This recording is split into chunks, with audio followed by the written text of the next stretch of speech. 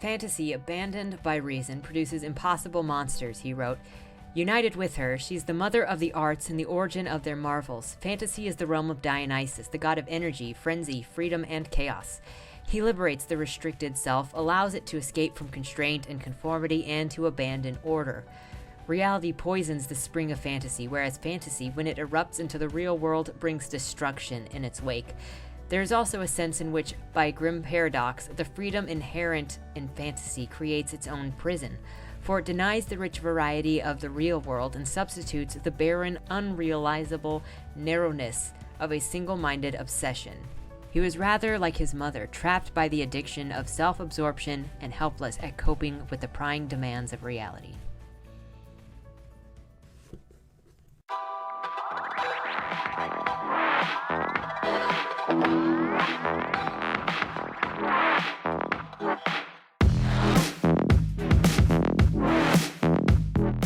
Hello, my name is Ian Kirkpatrick. I am an author, robot, person with interesting interests, and that is why we're here today. Also, if you see this cutie in the background here, I drew that like 10 years ago. Anyway, I'm just being lazy and not getting up my screen, and we're just going to have a talk today about some books.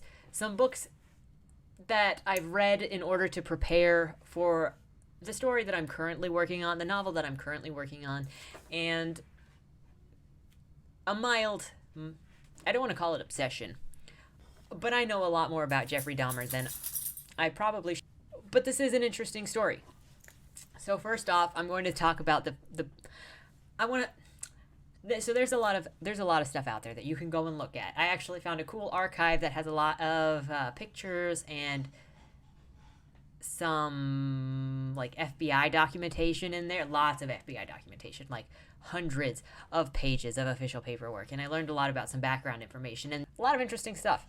Anyway, I'm going to start with the first book that I read about him a couple of years ago that should be avoided at all costs, and it is called Jeffrey Dahmer, A Terrifying True Story of Rape, Murder, and Cannibalism, the Serial Killer Book by Jack Rosewood. Avoid this book. It's poorly written. It's sensationalized, if you can't tell by the title alone. He takes every second to remind you that Jeffrey Dahmer was a cannibal and was also called a Milwaukee Monster. He gets a date wrong in there, because apparently proofreading doesn't exist or editing doesn't exist. And the sensationalizing is so disgusting. I get that you don't like him. I get that he's a monster, but I do not need to be reminded about what he did constantly. And the worst is, like, they keep going, this cannibal, this killer, this cannibal, this cannibal. But it doesn't even go into, the book doesn't even go into when the cannibalism happened, and it barely mentions the cannibalism at all. But it is one of the big things that is constantly brought up in the narration style, where it's the cannibal of Milwaukee, the Milwaukee cannibal, blah, and it's so obnoxious. And it's literally done there for clicks. There's no other reason other than sensationalism. And I get it. But it's bad writing, which is super unfortunate. I'm never going to read another thing by Jack Rosewood again because of this experience, which is unfortunate because he's got a lot of books in true crime department, and I just don't trust any of them now. So thank you for that. If you want to be a buff, pass. Second book, which was my least favorite out of the 5 that I've read for this, was My Friend Dahmer by Durf Backdorf. This is what it looks like. It's a comic book. And it was told by the perspective of one of his classmates that says he was a friend. But in reading this, you can tell that he was not a friend. He was just a classmate. And the most irritating thing about it is that it reads like he's trying to make money off of the sensationalism of having gone to school with Jeff. He admits that he is not actually, and they made a movie based on this book a while ago, also called My Friend Dahmer. Yeah, it's still not good. I don't know how familiar you are with Jeffrey, but when his first kill didn't happen until after he graduated when he was 18. And so, as far as the paperwork all says, as far as his father says, as far as most of what I have read says, he was like an awkward guy in high school, and he tried to get along, but he was a weird kid that just really didn't have friends, really didn't click with people, and was very socially awkward. So he had a difficult time making friends. He also moved around a lot when he was younger, and so he tried to get along with people, but he was drunk a lot in high school. In class, he was drinking, and a lot of his classmates would say that he had been drunk in class. So he kind of had a weird relationship with all of that. He got mostly D's and C's, didn't really care to be there, was very demotivated, and was just overall detached. One of the things that this book tries to do is, he goes, it's called My Friend Dahmer, kind of implying a relationship. But the whole time, it's just sort of the story told is following Jeffrey from this view of what we know now and then projecting that onto him. And constantly, just like the Rosewood book, it constantly goes, oh, but we didn't know that this evil underneath the core was just sort of bubbling. And there's no way, if you're trying to write this from the perspective of, I went to school with this kid, this is what he was like, this is what we were like as friends, there's no way that you were thinking these thoughts and like being in his house thinking those things when everybody was clueless. If you did know that, you would have said or done something, but you didn't, and now it's after the fact, and you're using knowledge that you have after the fact to paint things that happened previously, and it's just bad, and it's sensationalistic, and it's kind of fraudulent if you say we were friends, but then you treat somebody like this. And in my case, when I was reading it, it actually makes Durf and his friends look like the bad people, and constantly excusing the behaviors that he had and they had towards Jeffrey at the time, because they were all kind of dicks to Jeffrey, and they were like, well, we might have been dicks, but we were just high school students and we weren't as bad as Jeff. Jeff was the bad one. No, not good enough. So I didn't like that book either. So now I'm going to get into the 3 that I think really make a difference if you want to learn about this subject. And there's still one more that I would really like, and it is the book by the detective Kennedy, who first interrogated or, took Jeffrey in after he was arrested. I don't have that book yet, but that would give the final perspective that I really, really want. Anyway, the first book that I want to bring up is A Father's Story by Lionel Dahmer. Now, if you couldn't guess, this is a book by Jeff's father, and it sort of accounts the perspective that his father had. This was published in 1994, and the way that it ends, Jeffrey was still alive when it was published and when it was written. And it gives sort of the account of Lionel's side of the story through Jeffrey growing up and a little bit after his arrest and imprisonment, because he was still in prison at this time and hadn't died and, hadn't been murdered yet. And for the most part, Lionel was very not aware. Lionel had a similar issue to Jeff in that they were both not superly socially aware of things. And that's one of the things that Lionel talks about in this book, is that when he looked at young Jeffrey, he saw himself. He saw that young, awkward guy, and he was like, well, I got married, I grew up, I got married, I worked through it, and I support my family now, so I know that if I leave Jeff alone, he should grow out of it too, like I did. Unfortunately, that's not really how it worked out, and Jeff needed a little more attention, but it does give you some insight. It also talks a little bit of how many times they moved, and it expresses the frustration he had, or the some of the anger that he had when Jeff was first arrested, and he heard about it, and his mother was ill, and reporters and people were bothering his mother because during some of the kills that Jeff made, he was living with his grandmother, and which was Lionel's mother. And so her phone was kind of off the hook for a while as people bugged her. People sat around outside her house trying to get a glimpse of her, to ask her questions. And Lionel expresses that he was angry at his son. And in the first interview that he did, they asked if he forgave Jeff, and he was like, no. And a year later, he did another interview, and he said, yes, I do forgive my son. And one of the most touching things about the story is the relationship between Jeff and his father, especially after the arrest. So this is a very interesting perspective to get. It's a very overview, and I would recommend reading it after you've read a more thorough story about his life, because you'll be able to place these events in a more thorough story. Which leads me into the next book that you should read. This is the one that you should read before you read Lionel's story or this other one, and it is called The Shrine of Jeffrey Dahmer by Brian Masters. Brian Masters looks at the whole case. It starts with Jeffrey as a kid and talks about some of the different things Jeffrey went through as a kid, including he had a very, what's the word that I want? Invasive, painful surgery on I think it was his spine. It was in his pelvis area when he was two years old. I think it was 2 years old. Two or four, but I think it was 2. And he actually woke up and thought his penis was gone because he was in so much pain. And the surgery is traumatic for adults, so let alone a 2-year-old going through this. And Brian Masters will talk about how he doesn't think that Jeffrey ever got over the trauma he went through by getting that surgery when he was young. And you learn about just how often he moved. You learn about he fostered I think it was a bird. I think it was a hawk, with his father before they moved one of the times, and he had a dog that he really cared about, and his mother was neurotic, very kind of neurotic.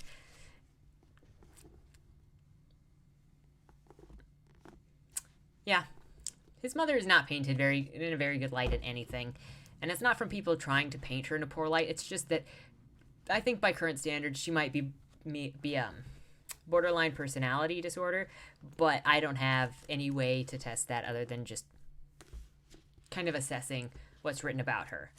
This book looks at the court cases. It starts with a court filing. All right, it starts in the courts with, ladies and gentlemen of the jury, you are about to embark upon an odyssey. So began Gerald Boyle's opening statement at the trial of Jeffrey Dahmer on 30th January 1992. They were heavy, ominous words to use in a cozy courtroom in Milwaukee where lawyers habitually lounge and banter and in summer address the judge in short sleeves. But this was not summer, and there was nothing cozy or comforting about the case which Mr. Boyle had to present. His voice presaged a distinct warning. For months of preparation, he knew what lay ahead. His task was to open a window upon depths of iniquity and perversion as could scarcely be imagined, and still protect his and the jury's capacity to reason without prejudice, to understand without disgust. Boyle seemed almost to apologize for what he was about to demand of his audience, to identify with them in wishing to avoid contamination by the evidence he would have to display before them. To some extent, he distanced himself from his own client. By the end of the day, it was not difficult to see why. And so it starts out there. Gives a good introduction to the court case in the first chapter, gets into his backstory, goes through the entire life, goes through Jeffrey's entire life, including when he went to college, how he interacted with his college roommates, dropping out of college, being sent into the military by his father, going into Germany, learning about being a medic, being discharged early because he was too much of an alcoholic in the army, that he was discharged, stayed in Florida for a couple of months because he didn't want to go home, because he didn't want his dad to know that he was discharged early because it was embarrassing. You know, the couple of months he lived with, or the couple of years he lived with his grandmother, when he started killing again after, after 10 years. Because his first kill was when he was 18, and then it was about almost 10 years before his next kill, and then you just get to see the tumble downward. So, and then it goes into different things of, was he sane? Why was he considered sane when he was with what he did? Which is a very interesting question to have. And for the record, Jeffrey was considered sane when he did this, considering the court stated that Jeffrey was sane when he did all of these things. It means that the state he was in when he committed his crimes was a typical human state. There was nothing wrong with him mentally. It's just humanity. Isn't that a scary thought? Then the final book that I currently have that I have read for this, and this doesn't include like all of the videos and documentaries and online files. These are just the books that I have had, that I've looked over. These are just the books that I've looked over and that I have physical copies of. except for Mr. Rosewoods, because I disposed of it when I was done with it. I'll let you figure out what that means.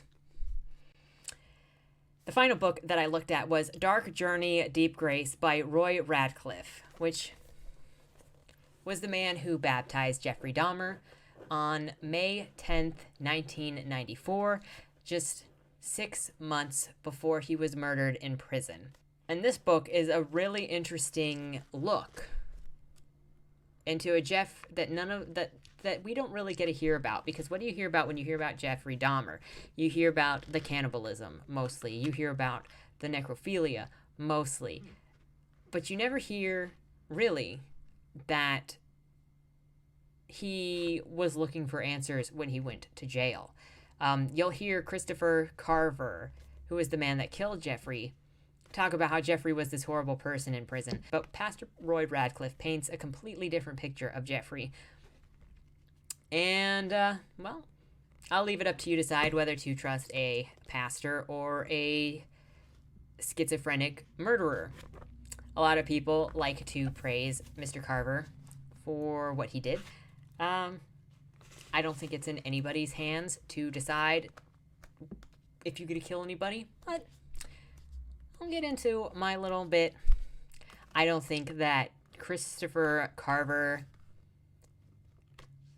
deciding to take that into his own hands makes him a hero. But it's a very interesting story to read, to see this different side of Jeff, to see the conversations they had about morality and sin and forgiveness, and the difficulty that some in the Christian church have with forgiveness, with understanding what forgiveness means, and with those who are inside and outside the Christian religion, how they interpret forgiveness. At one point, Pastor Radcliffe says, so many people are confused about what forgiveness of sins means. They cannot distinguish crimes against the state and sins against God. Often if you talk about forgiveness or compassion, especially for people who have committed crimes, they go, oh, so you're just going to pretend that never happened? Because a lot of people associate forgive and forget as what forgiveness means. But forgiveness does not mean you forget. It also does not mean that there are not consequences for what you've done. He also says, I made the point that sin will destroy you and that there is deceitfulness to sin. If no one can see the needle marks, no one will know about our drug habit. When no one sees the tears, no one will know about our heartache or our problems. As long as we cover up our crimes, we can pretend that they never happened. Now, how many of us actually do that? Not necessarily for crimes, but for personal things, for pain. Roy Radcliffe also finishes off the book by talking about, was Jeffrey sane or not when he committed his crimes?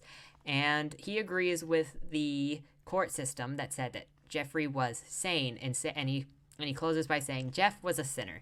His life proves there is no limit to our capacity to sin or to be cruel to other people. We are all candidates for murder and mayhem. It doesn't take crazy people to do such things. What it does take is a total disregard for other people. I think it is faith in God that makes us care about others. When God is ignored, we live our lives as if he doesn't exist. There is a profound effect on our actions and the psyche. This is not to say that all atheists become murderers, but it is to say that not believing in God allows us to justify the most evil treatment of others. Jeff's faith in God changed his perception of people. This all suggests something frightening, that any of us could become monsters. I believe any of us are capable of everything Jeff did if we leave God out of our lives.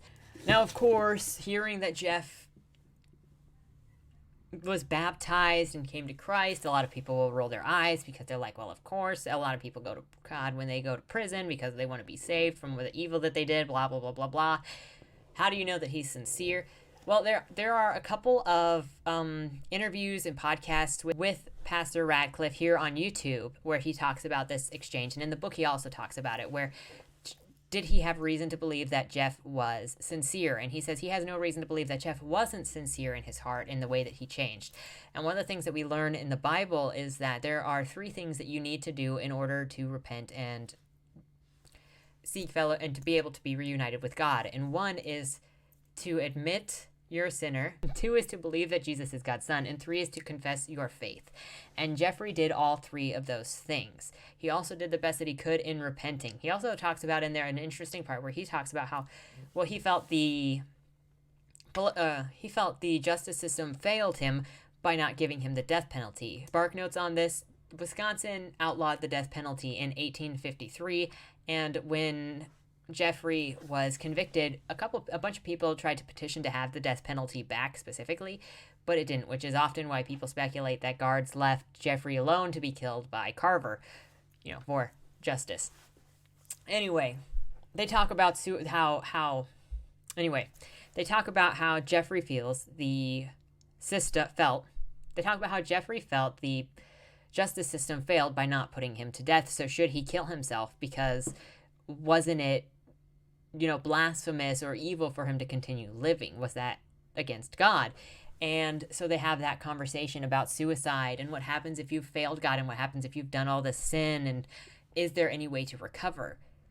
Not even recover, but just that he didn't feel like he was worthy of living anymore because of what he had done. And so the question becomes, why am I talking about this? Why do I have a small collection of Jeffrey books? And why do people send me Jeffrey Dahmer Corona memes?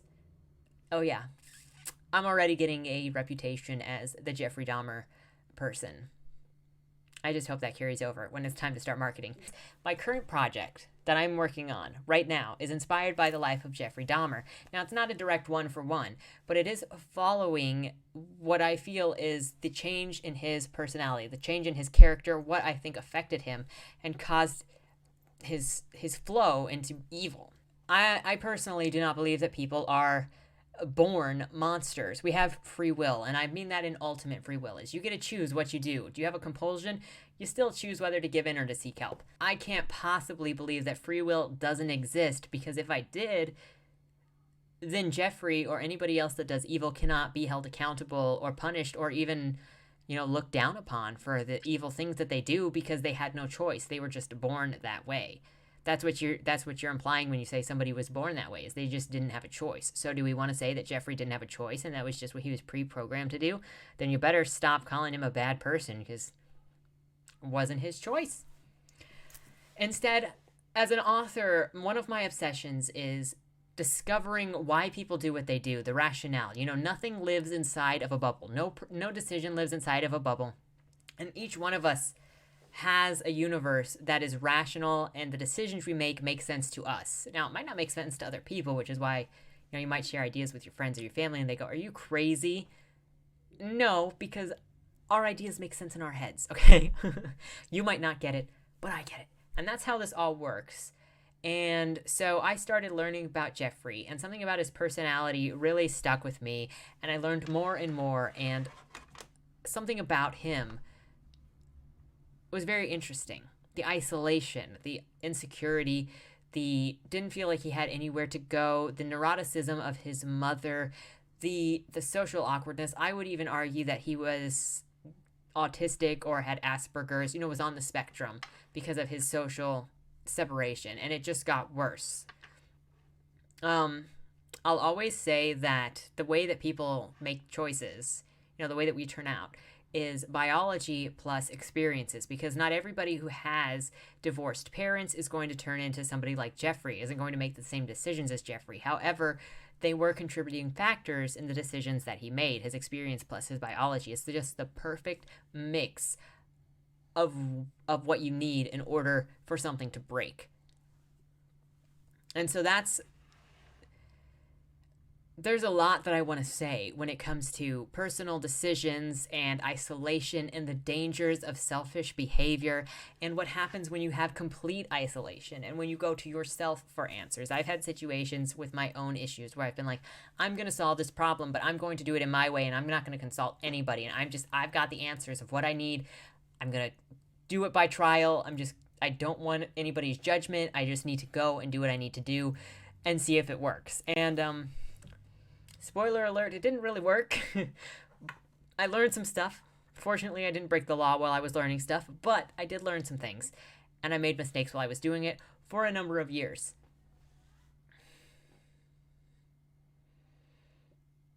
So maybe we've got that in common. He was just a human.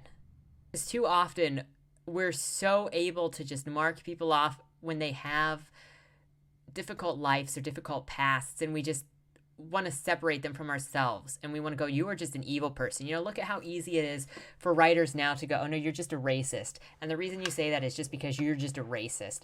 That is For writers, that is so weak, honestly. There's so much controversy in writing controversial characters, and you know what? I don't shy away from that. I'm waiting to piss people off by making Jeffrey the protagonist, by making him sympathetic. And then, you get to sit in horror as you watch this guy just, oh my gosh, no. If somebody would just step in. That's what I'm looking forward to. So we'll see if that actually happens that way.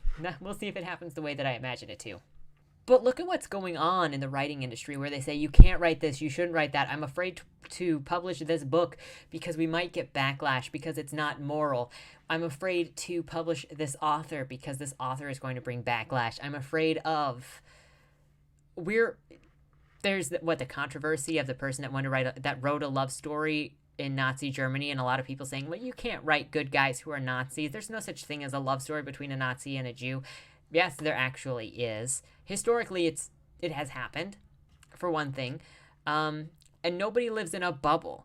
I think one of the best things authors can do as personal exercises is find a person that believes in something that you don't believe in. If you're an atheist, go find a Christian. If you're a Christian, go find an atheist or an agnostic or a Buddhist or whatever, and investigate their decisions and their life and find the pattern and the rationale behind the choices that they make or they've made. Find out why they believe what they do. And that's what drew me to the Marquis de Sade, is I wanted to get inside his head. I wanted to see the decisions he made. I wanted to see his logic. I wanted to see his rationale behind why he lived the way he lived and what he did. And that's why I'm going to read more books by him. And it's so important to understand where people come from and why people do what they do, and that nothing we do or say is in a bubble. Nobody just wakes up and they're just a racist or they're just a sexist or it's just because somebody is a monster. There is reason behind why we do what we do, and we can better learn to understand one another by trying to understand how those decisions were made, what affected them. Ask questions, get to know the person. Even if you don't agree, get to know them.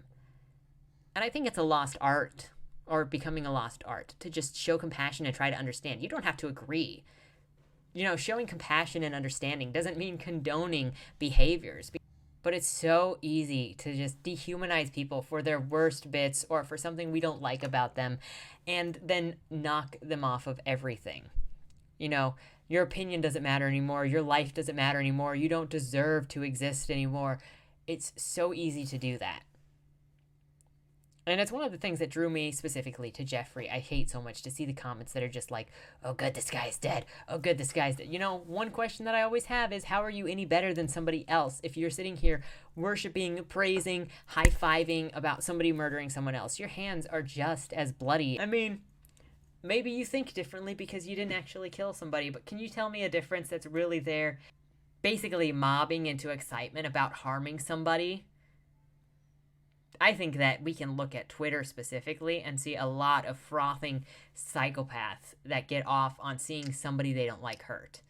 But that's just me. Anyway, are you looking forward to this book?